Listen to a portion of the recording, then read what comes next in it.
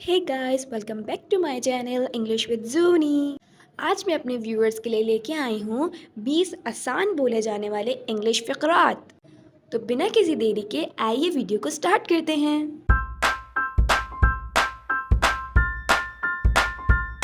Number 1 sentence, मुझ पर यकीन रखें।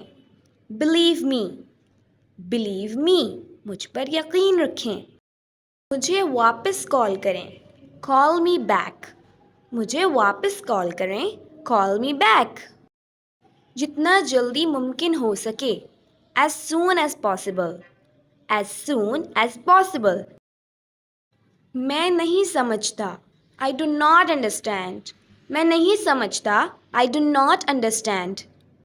मेरा ये मतलब नहीं था, I did not mean it, मेरा ये मतलब नहीं था, I did not mean that।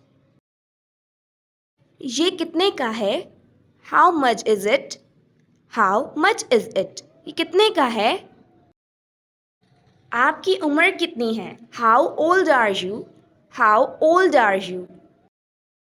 आपने क्या कहा, What did you say, आपने क्या कहा, What did you say। आपको किस चीज़ की ज़रूरत है, What do you need, What do you need। आपकी क्या राय है, What do you think, आपकी क्या राय है, What do you think।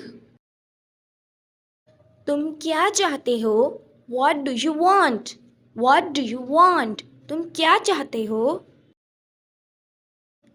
तुम कहाँ जा रहे हो, Where are you going, Where are you going।